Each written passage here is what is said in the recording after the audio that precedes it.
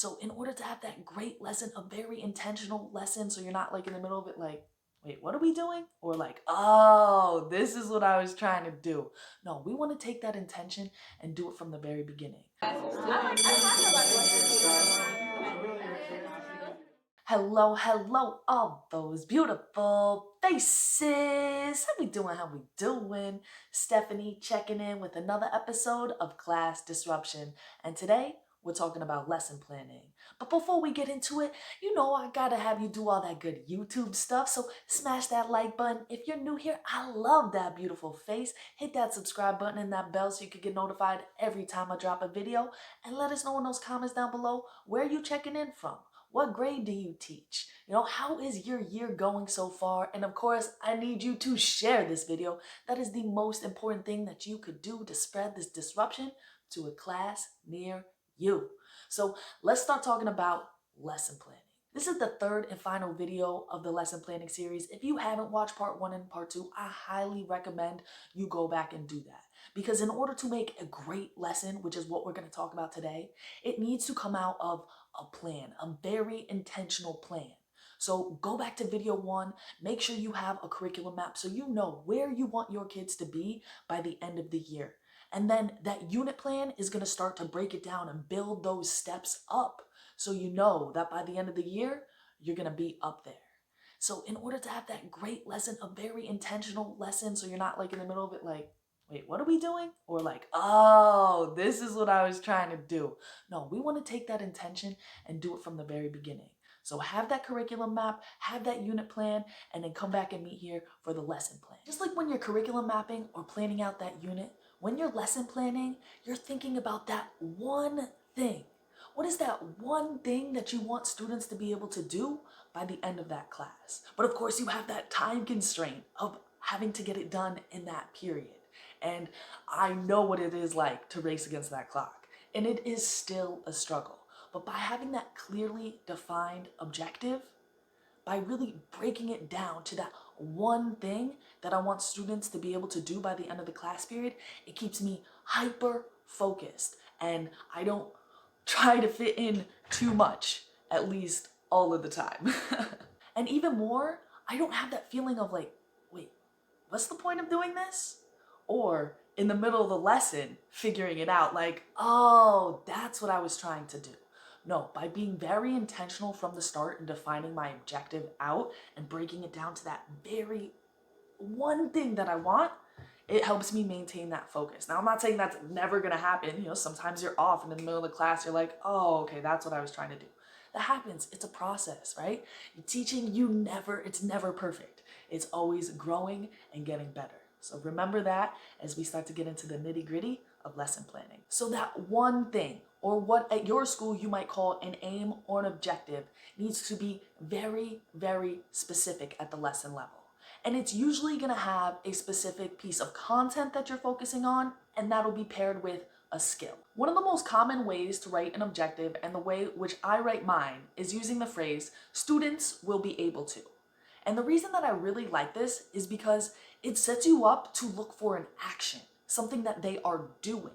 Because you can't know what they understand unless you have some way to measure it. And to measure it, they need to do something. You can't just read their mind like, oh yeah, they understand that. So that's why I like this phrasing. Now, this isn't to say that it doesn't stop people from phrasing their objective like, students will be able to understand. And because you've watched this video, you are never, ever, ever, ever going to do that. Okay? So to come up with a verb that is actually measurable, I highly recommend using Bloom's taxonomy. Bloom's taxonomy is a model that breaks down the learning process into its different stages and is really going to help you conceptualize exactly what you are looking for your students to demonstrate what they know. So I almost always just have this open up on a tab when I'm lesson planning, or I actually used to have a printout of it next to my desk. Another resource I like to use when I'm lesson planning is the state exam. Now, back in part 1, when we were curriculum mapping, I mentioned that I don't make my year-end objective based on passing the state exam. I make my year-end objective what I want my year objective to be. So in my case, it's that I want students to be able to perform research and do a project on one of the topics that we covered in modern global history. And in doing so, I know that they are going to gain the skills and the knowledge that they need to also pass that state exam. But that doesn't mean that my whole year is devoid of any state exam test prep. But by simply going in and using the language in my objective or in some of the questioning throughout my lessons, I can very easily cover an essential aspect of prepping for the state exam, which is reading and understanding what the questions are asking you to do in a very authentic way with the lesson that I would want them to do, and not by being like, oh, we're prepping for the state exam. So for example, in the New York State Regents exam, if you go down to the short answer questions in the essay section, you will see that they ask them to identify and explain a cause and effect relationship. Right? Up here, they're asking them to explain the purpose for this. Or here, they're asking them to explain the historical circumstances. Or if you scroll down to the essay that they ask them to do, right here, again, identify and define an enduring issue. Argue why this is significant. So all of this different language that the state tests use, I can use when I'm framing my objectives. Now, I'm having them do something that is ultimately going to allow them to achieve my year-end objective. Some skills, some piece of content that they're going to need to be able to do to complete that research project. But at the same time, by putting it within the framework of the language that the state exam uses, I'm building that test prep in. So it doesn't drive my lesson. It's just there. We're satisfying the state, which, you gotta do sometimes. Okay, so I know we've been doing a lot of build up, but the objective is so important. It is, if you don't have a good, clear objective, there's no point in even making the lesson. So today, in order to demonstrate the process, I'm gonna share with you a lesson I did just this past week. In the previous video, I showed my unit plan for my opening unit. But because that's off content, the lessons are a little bit less traditional. And I decided it would be better to show off a more traditional lesson because it really highlights those basic fundamental elements that are going to be in any lesson. And if you are a more experienced teacher, just doing a little review and reflection on your practice, then you will be able to build that up to more of your style. But if you're a newer teacher or a first year teacher, it's really going to give you those basic building blocks on which to hone your skills and practice those basics. And then from there, you'll be able to build it up, find your own style, and do those less traditional things. Of course, since in New York City, we're in this hybrid online situation, my lessons are going to be tailored specifically to an online environment. But as with the other videos, the same process and approach can be applied to an all in-person environment as well. So to get started, I need to review what we've done and where we're going. So I'm going to pull up my unit plan and my weekly syllabus. Remember, this lesson has a purpose within a bigger plan. So to really get that cohesive nature we're looking for, you have to be able to toggle back and forth between that big picture down to the finite individual lesson and make sure that they're really interlocking with each other. So here's my unit plan, and as I showed last week, I've really pinned down what I want my students to learn and understand from this unit. I have that content element and I have those skills, and then here, how are they going to show me that they know this? They're going to write a personal narrative. And then I have my outline of the lessons. So at the beginning, we're doing vocab, we're getting some historical context. And then in the middle part, we get into our reading and our anchor text. So we have the Nicole Hannah Jones from 1619, and then a quiz. And then at the end, they're going to be writing, and giving me that personal narrative. Then if you toggle over to the week, how I've really built it out into these single lessons, we're going to be doing this Tuesday lesson here. So in this lesson, I need to do some vocab on the social class system, and we are going to watch and discuss A Knight's Tale trailer. And so I really want them to know this vocab, and I want them to be able to describe and explain what the social system is and how that is going to change dramatically and why that changes going into the Enlightenment. So now that you know the content and skills you want to cover in this class, you need to pin it down in the form of an objective. Now, you might have an idea of what you want to do for that activity, but I don't want you to just jump to designing the activity and then retroactively make the objective to fit that.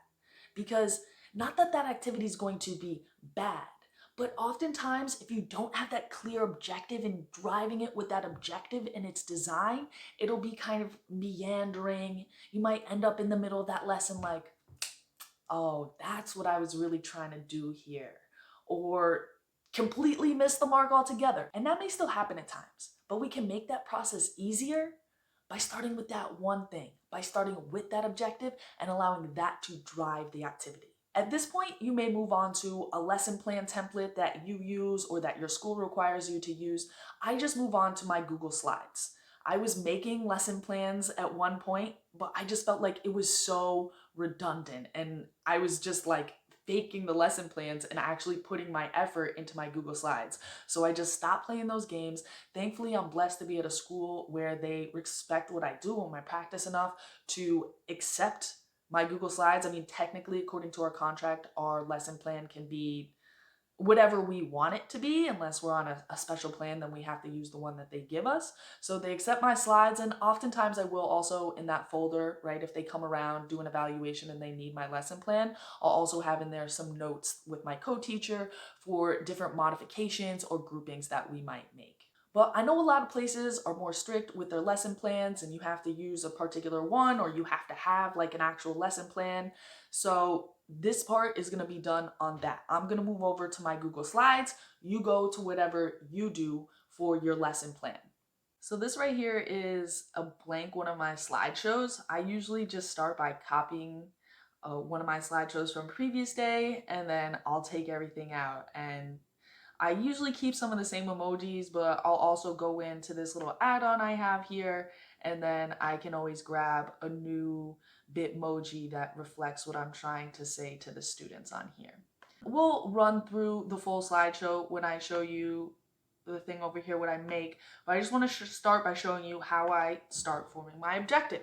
So I always have the objective in here so that the kids know, okay, like what are they going to be able to do by the end of this class? I think full transparency, and it just helps keep them focused so that they know that I'm not just making stuff up here, like there is an actual goal. And so based on what I was looking at in my weekly plan, I see that I want to get some vocab out here, and the purpose of the vocab is to be able to define the social classes and to explain how that is going to change in the Enlightenment or why it would change in the Enlightenment. So I just start by drafting out those ideas. So I put vocab, social classes, and I put explain, change. So I'm gonna get that defined out, and what that's gonna end up looking like is this. Define the social class system used throughout Europe before the Enlightenment and explain which class would have wanted society to stay the same and which one would have wanted it to change. So they very clearly know, okay, I have to be able to define these words and I'm going to explain which one of these people will want it to stay the same and want it to change. So once I have my objective very clearly defined out, now I need to figure out, okay, what activities am I going to do in order to achieve this objective?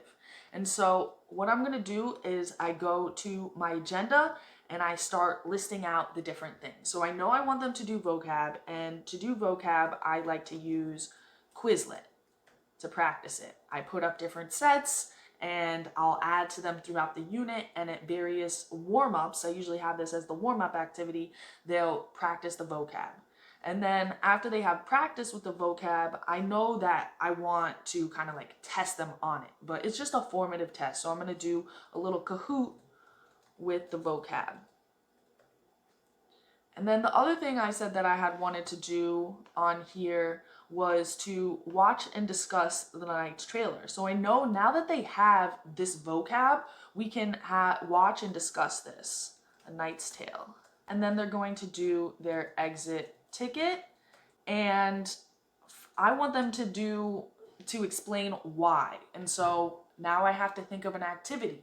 Okay, what is an activity that I can do that will have them explain why. And now in my school, we have a writing program, and one of the strategies we use is because, but, and so. And so that's going to help them not just do the why, right? The because, but it's going to help them think about that very dynamically with the but, okay? So that's a reason why. But what's a reason that might counter that? What is a contrast to that? And then the so would be, okay, what's the effect of that? If this is the reason why, what's the effect of that? So it really helps me get all different aspects of that reason, not just the reason itself, and show me that they understand this knowledge and they're not necessarily just like regurgitating it.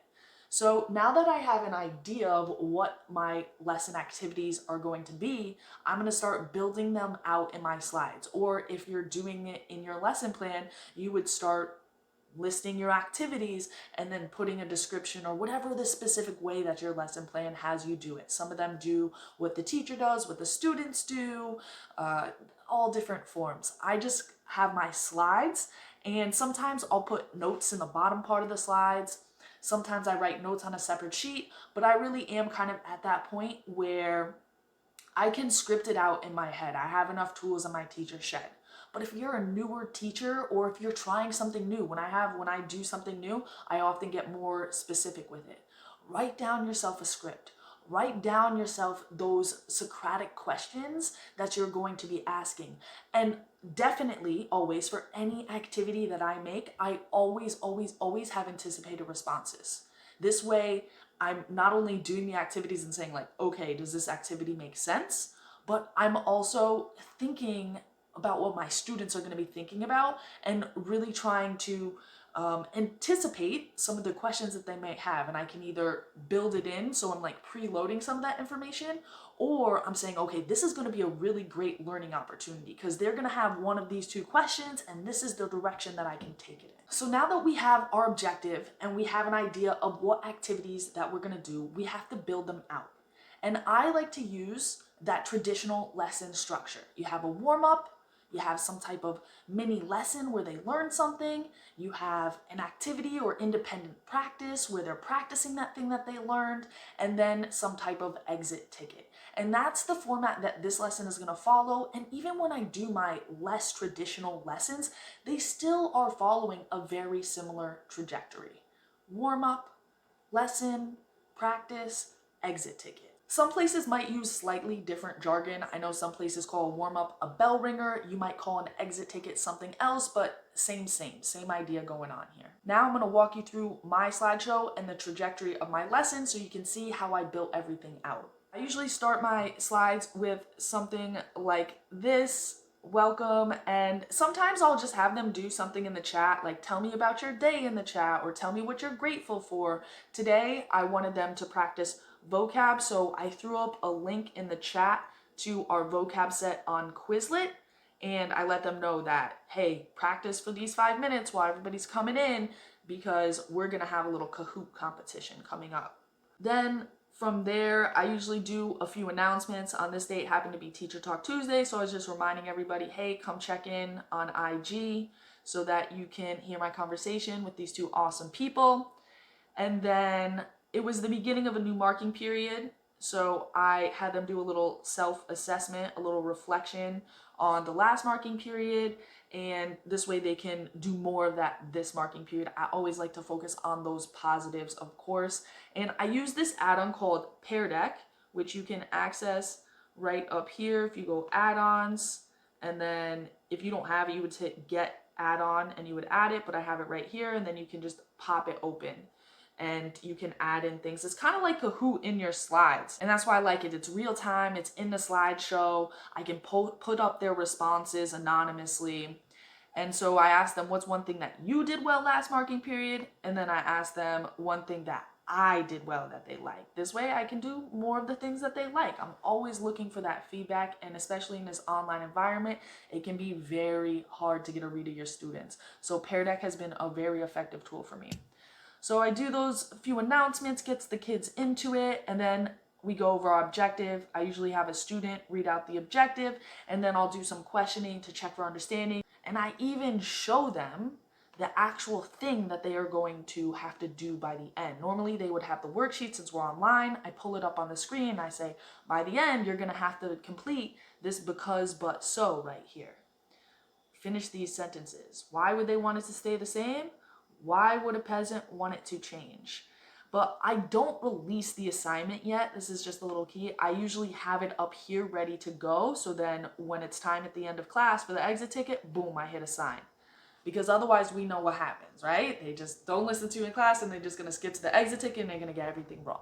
Then after we read the objective, I bring them through the agenda so they know exactly how we are going to achieve that goal. And I also let them know, like, hey, for office hours, these are who I have booked. Now, here's another little sidebar tip for office hours. Don't just have open office hours, oh, come and see me. Because how many kids really come and see you?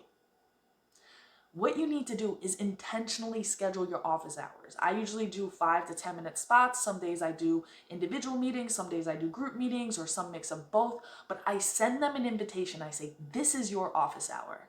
And I usually have a specific reason for inviting them, whether I noticed their attendance was, kind of or I noticed that, these group of kids all kind of missed the same thing on an assignment. So very much like I would use that formative data in class and either pull kids aside or do small group work, I'm using my office hours to very intentionally create those groups in those spaces. Then from there, we'll do a quick review of the vocab. I'll have the Quizlet tab open. I'll go through some of them. I'll ask some questions based on what I anticipate to be the most difficult ones. And then we'll get in and we'll play that Kahoot. And again, I'm getting that real-time formative data. So as I see the misconceptions coming in, I can correct them. As I see, okay, like, oh, awesome, they really know this, then I can lean into and push them to that next level on a concept. So we come back from playing Kahoot and then we watch this video clip and I ask them to use their vocab to engage in a discussion based on some of the concepts that they see. I do specific questioning based on what I know that they're gonna have to know in the exit ticket, and then any questions, and I send them on their way to complete their exit ticket while reminding people who I have office hours to come back and check in with me. So that's an overview of my lesson planning process. Again, just like the other stages, it is 100% driven by that objective, that one thing that you want students to be able to do by the end of that class. And at that lesson planning level, it's got to be super, super focused because it is a race with the clock regardless. But if you aren't focused, it's just it's so frustrating. You don't feel like you're actually accomplishing anything. And you often get lost in the middle of your own lesson, like, what's the point of this again?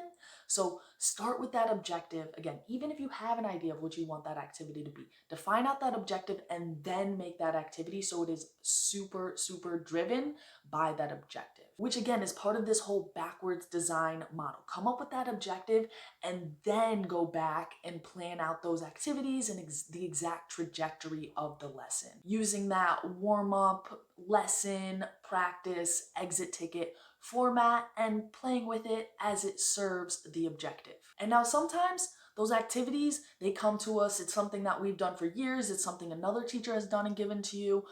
And sometimes it is super difficult to say, okay, I'm trying to do this thing, but how am I going to get the kids to actually show me that thing or do that thing? And this again is going to go back to that curriculum map. Because in your curriculum map, you have laid out, okay, what are those skills that I need them to know? Okay, so where are we in the trajectory of learning those skills? And for me, in the case of this lesson, we were focusing on the vocab and sentence level writing work. And so I know what my sentence level activities are, and then I can match them up. Okay, I want them to explain why. Oh, because, but, so. And that takes practice. I mean, I now have this whole catalog of activities in my mind to choose from, things that I've done in past years. If you're a first year teacher, you don't have that, which is all part of it. Struggle, enjoy that struggle, enjoy that process, embrace it. But also, don't do it alone. Reach out. You can reach out to me, leave me a comment down below if you need an idea, but reach out to the people who are in your building who are right there with you who've taught this material before. Like, you don't need to reinvent the wheel every single time you do a lesson. In fact, another resource that I'm using when I do my lessons is something called New Visions. Now, this is a company that is very specific to New York State. They develop curriculum for New York based on the curriculum provided by the state, so it may not apply to you. But I am almost positive that there is something for your district or your state that is the same, that you can go to reach from and say, okay, here's the list of vocab words. Like, I didn't just make up the vocab words I was having the kids do. Same thing with the later lessons when I am trying to introduce the Enlightenment or find documents that I want to use for the kids to do. I'm not just making this stuff up.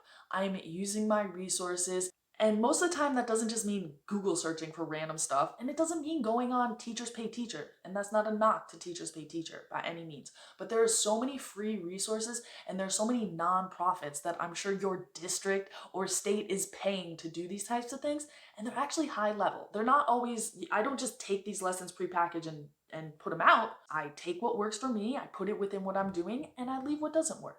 I think a lot of times there's this tendency to try to do it all, to try to get in all 5 documents, but another key is less is more, right? You don't need to do it all.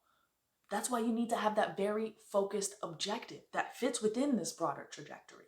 So you can focus on that one thing in class and not feel like you have to do it all. So those are the basics and some tips to bring them all together. Of course, if you have any questions, let me know in those comments down below, or you could find me on Instagram and on Twitter. Send me a DM. I will definitely get back to you. And let us know your tips and tricks for lesson planning and any resources that you find super helpful so you don't have to reinvent the wheel every time that you do this. Of course, if you haven't already, I don't know what you're doing. I need you to hit that like button. It really helps me out. I really appreciate it. If you're new here, I love, love, love that beautiful face. Looking extra beautiful now with all that lesson planning going on in the head. I see it. So hit that subscribe button and that bell so you can get notified every time I drop a video. I got a lot more great content coming your way, some collabs coming up. And if there's anything in particular you're looking for me to cover, definitely let me know. But until next time, you know what I need you to do. Stay foolish, y'all.